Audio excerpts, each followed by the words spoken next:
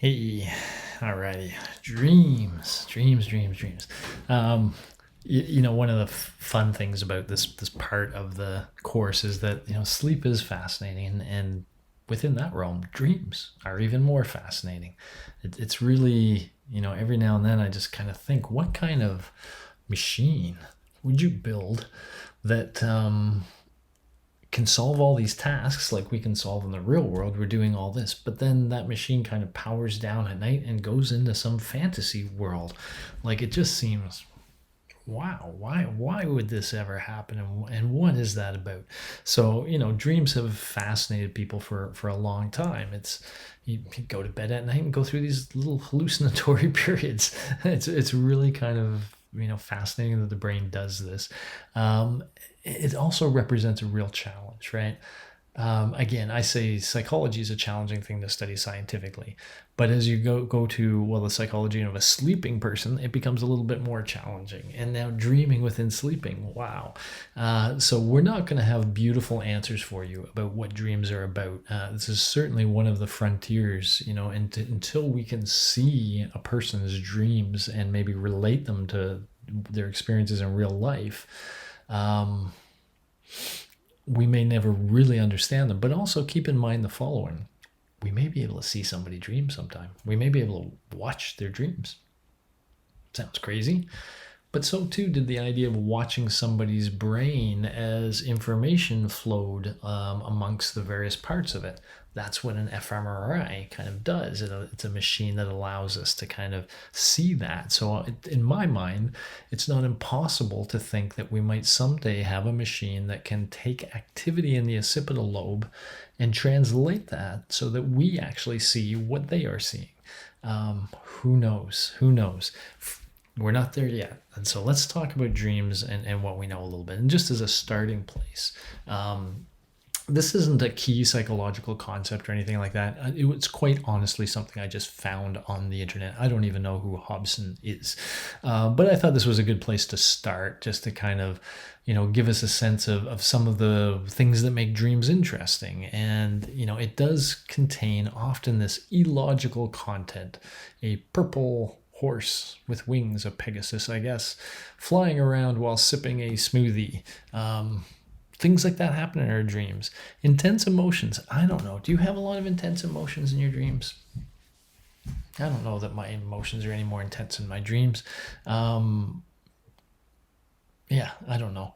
Acceptance of strangeness. This is going to be an important one. It's certainly the case then in our dreams, as they unfold, we let extraordinary things go, like things that should be impossible. If they happen to us in real life, I'm talking to my friend here in Toronto in real life, and next thing I know, I'm climbing a mountain in Tibet. If that happened in real life, it would freak me out, right? I'd be on that mountain. I'd be like, how the hell did I get on this mountain? What the heck is going on? In a dream, it's just kind of like, meh. That's where you are. Things are fine. And so we'll talk about the thing that our reality monitor doesn't seem to be engaged in dreams, whereas in regular waking self, we're always trying to make sense of things. And if something happens that doesn't make sense, we try to figure out why. In dreams, it seems like that part of our mind, of our brain, is not doing its thing. It's not worried about things seeming a little ridiculous. We'll come back to that near the end. Odd sensory experiences, I guess. Do you have odd sensory experiences? Do you ride the plume of a humpback whale? I don't know. Difficulty remembering. Okay, so this one I do want to talk about, and I've alluded to it a little bit for you already. I said to you that when you're in a dream state, your brain goes into a whole different mode. You release different neurochemicals. If you're interested in this, there's a guy named Edmund Rolls, a scientist, Rolls, that's done a lot of research on this, and he's actually created computational models that model that same changeover, this sort of two modes of a system. And that's what our brain has. It sort of has an awake alert mode, and it has a while we're asleep mode. And it's a very different neurochemical stew that goes on. And so when we awake, when we move from one mode to another, it happens relatively quickly over a period of seconds. Not super quickly, but relatively quickly. And when you find you wake up and you have this dream in your mind, But as you look around your bedroom and you kind of realize, oh, it's Tuesday morning or whatever, the more you can sort of absorb reality, the more your dream is fading away. It fades away very quickly. Why does it fade away so quickly? Because it's being held by those sleep neurotransmitters. And as they give way to the waking neurotransmitters, so too does whatever they were holding on to, whatever experience, whatever dream. So this is one of the things that, of course, makes studying dreams challenging. If you want to study dreams at all, the only option is to either wake somebody up and have them tell you right away, what were you dreaming? What were you dreaming? Tell me. Or if it's you're studying your own dream, you have to have a pen and paper beside your bed ready to go.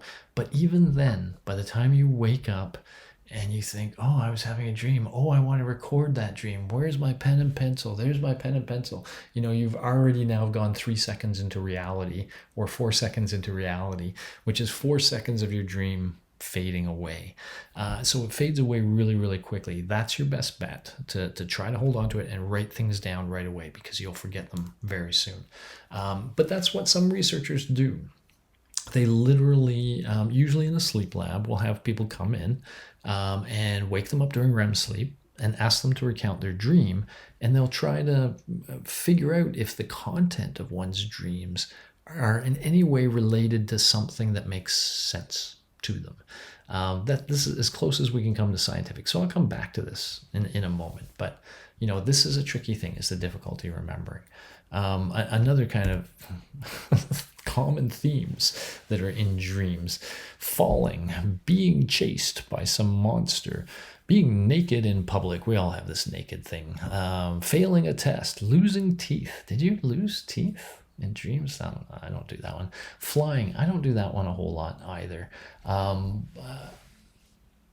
There's another very common one, by the way, is feeling like you're pinned down, or there's a weight on your chest. You're laying there and there's a weight on the chest. Again, some of these are the paralysis thing.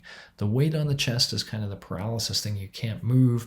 The being chased, especially with the being chased, there's almost always this sense of going really slow and trying to get out, but you can't do things very well because that's the paralysis itself.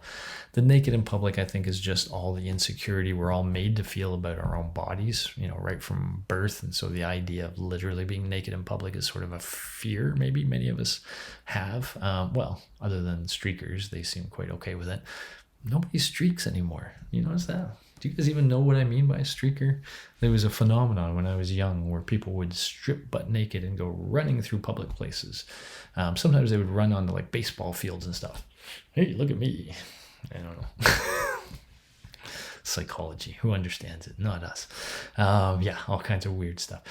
So anyway, there are sort of common themes, but one thing I want to point with this is I think a lot of times these themes are very idiosyncratic. And I'll give you one example. This is my most common dream. It's a weird one. I am almost always in China for some reason, giving a talk or something. I don't know why I'm there. I am almost always there alone. And I know that my family is waiting for me to return. It almost always starts in a hotel. And so I know that this is the day I'm returning home. I have to get from the hotel to the airport and on the plane. And things just go wrong from there. Literally, elevators go horizontal when they're supposed to go up and down, and I can never seem to get out of the hotel. And if I can get out of the hotel, I can't seem to get a cab to get to the airport. Or if I do get to the airport, I can't figure out where the airline is. I always miss the flight. Always, always, always. Sometimes that means I have to spend an extra day and I go back to the hotel and do it all again the next day. So it's this dream of frustration of not being able to get home from a visit to China. Where the heck did that come from? I have no idea. But it's my most common recurring dream. It doesn't have any of these qualities. So anyway, all this to say, we all have dreams. Maybe there are some common themes now and then, but by and large, I think it's very idiosyncratic too. But we all have that experience of dreaming. So what the heck is it all about? Well, we keep bumping back and forth with Freud, and it's funny that we do this. Somebody once said to me, if most psychologists don't believe in what Freud said, why do you keep telling everybody what he said? And I agree, at some level, that's true. We don't agree with a lot of things he said, and yet he is so well known, and his ideas are so well known that it seems important to talk about his ideas and then somehow compare them to what the more scientific belief is now.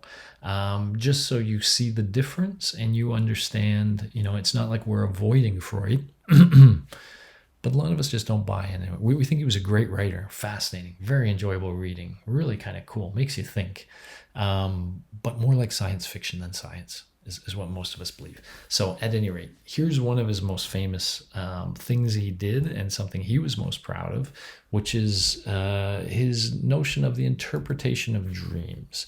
The bears in your dreams represent childhood fears. Can you remember a time when you felt unsafe?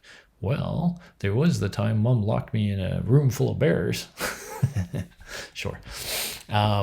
This is a very what this comic is making fun of is the distinction between what Freud called manifest content and latent content.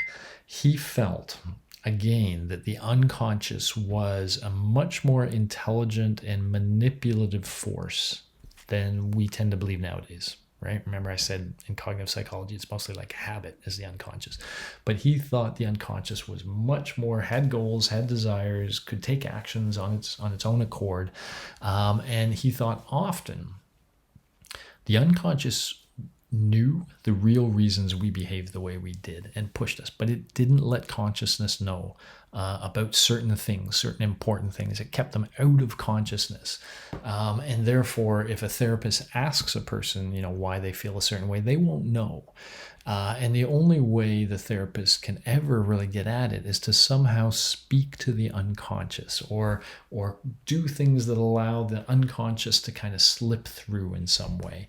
And one of the things that Freud really thought was good this way was his analysis of dreams, because he believed that when we dreamed, that sort of bouncer of consciousness, right, the ones that said you will not get into consciousness, was a little less potent at that time, wasn't paying attention as much, and that would let something slip into dreams, slip into the dreaming state, things that it would not have allowed to go into your waking consciousness, so that some of the true motivations behind things might be sneaking into your dreams, but they were disguised as they did. So it wasn't the case, unlike this. Oh, I have a fear of bears because I was locked in there with bears. It's not a literal, oh, look, I was sexually abused as a child, and so I'm dreaming of being sexually abused. No, it was more like I was sexually abused as a child, and that's being kept out of my consciousness because I can't deal with it. But I'm going to have a dream of, I don't know, forces that are not allowing me to do something I want to do. Like get out of China on an airplane. Whatever. You could look at things like that and say, oh, that's a representative of being powerless and having the world work against you. And maybe to somebody like Freud, that would represent sexual abuse or something like that. And so he made a distinction between what he called the manifest content and the latent content. And the manifest was what actually happened in the dream. What was the actual dream? So when you describe a dream, you're describing the manifest content. But he thought that was a symbolic form of the real, what the dream was really about. And what the dream was really about was the latent content. That was the unconscious issue. And he thought that if you learned how to decode the manifest content, you could get to the latent content. You could get to what's really going on in the unconscious. And so, yeah, he would have people recount their dreams, just like I did for you guys a second ago. And then he would think about these dreams and he would say things like, okay, your elevators are prominent. Maybe elevators represent whatever. Now, you can go online and you can find this is intentionally hard to read. I intentionally made this hard to read. Well, no, I didn't. It was hard to read and I intentionally didn't fix it. But I want it hard to read for the following reason. It's bullcrap. So I don't want you to take this too seriously. But it's sort of bullcrap. I'll explain. But he would say, oh, elevators. You have elevators in your dream. They mean something. Oh, airplanes. So, you're trying to fly home. That means something. And so he would take these things and see them as symbols that meant something. And some people have run with this and produced things like this that suggest, hey, here, let me tell you what all your symbols mean in your dreams. That's bullcrap. To Freud, that was bullcrap. He didn't think an airplane meant the same thing to me as it meant to you, as it meant to whatever else. He thought he really had to understand you. He would spend hours talking with you. He had to really understand you in order to be able to decode your dreams.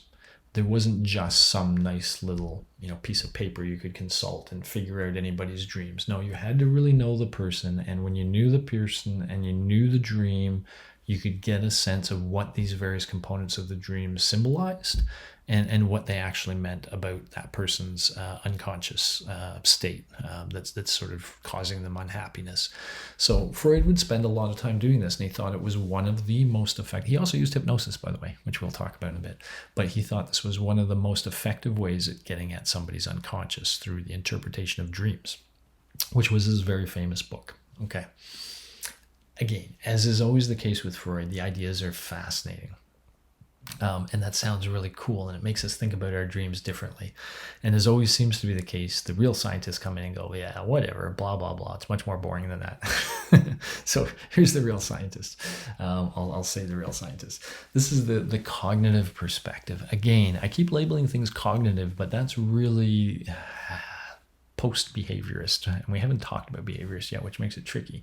But this is the sort of most recent sort of perspective on things, although with cognitive neuroscience would maybe be a better addition, even especially in this case, because we're actually connecting to the brain. And so this is kind of how most scientists of psychology think about things. And so there's this thing called the activation synthesis model. And the activation synthesis model says this: there are parts of your brain that just light up, that sort of stimulate various things. And so as you're sleeping, various parts of your brain are getting essentially random electrical activity. And so you might get something that where are we? Somewhere around here, prefrontal. It might get something stimulating the parts of your motor cortex that would be involved in running. And there might be something else stimulating the part of your occipital cortex that has to do with lines, lots of lines, maybe. And this is a very boring dream so far, but those two, if they happen at the same time, your brain might try to synthesize them. So the claim is the frontal lobes has this part that's trying to make sense and produce these causal relationships and tell stories about things. And that usually these stories have to follow a certain reality. They have to be checked for how reasonable they are. That reasonableness check seems to be turned off. But rather, what you get is activation of random things and then part of the brain that tries to link them together into a story. So let's say these are the things. So let's start here. This seems to be Jesus with a football. It can happen. So I had a dream that I was playing football with Jesus, but then this unicorn came and grabbed the football and ran away with it. And when I looked closer, there was a little fairy sitting on the back of the unicorn, being chased by a giant brain.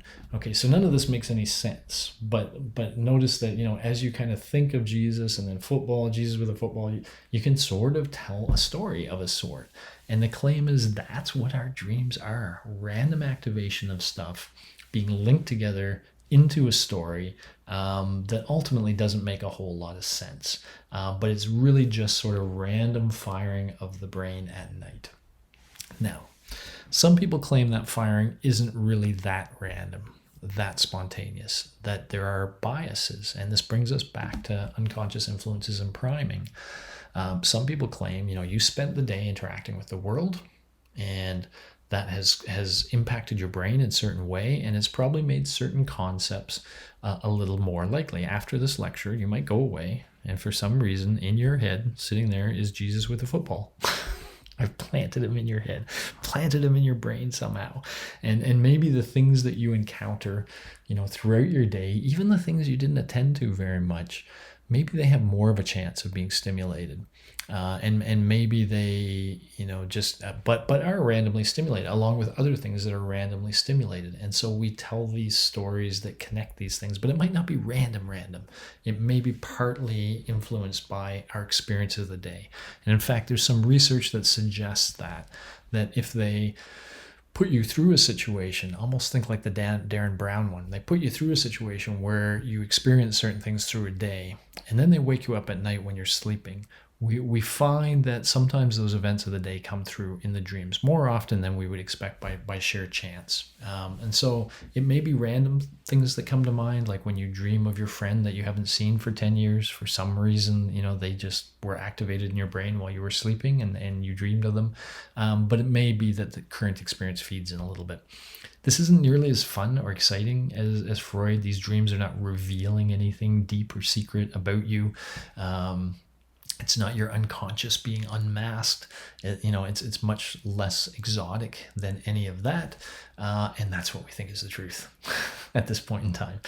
We don't find any evidence for this sort of Freudian approach to things. By the way, your textbook also mentions an evolutionary theory of dreams. This is the first I've heard of that evolution theory, to be honest. But the claim is that there may also be a bias in our dreams to kind of dream about things that are related to our survival, like core survival value things may have a higher likelihood of being in dreams. Again, first I heard about it.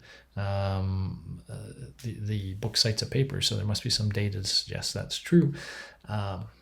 Interesting. Never heard that one before. Cool. Okay, that's the evolution theory of dreams. All right, so that's it for my sleep stuff. I'm going to stop there. I am going to add a little short video on evolution theory. See? You know what that was? That was unconscious priming. What I wanted to say was hypnosis. But because that was in my eyes and because that got my brain primed, that's what came out of my mouth. The unconscious won and took control of my mouth and voice. And I said evolution theory when I meant hypnosis. I had to bring it back. Just trying to tie up all these loose ends as we go. So yeah, come on back for a little chat about hypnosis, and then we'll be done chapter 6, and we'll move on to chapter 7, which is going to focus on that behavior stuff that I've been alluding to all along, and we'll finally be able to put that piece together with this. All right. See you there. Bye-bye.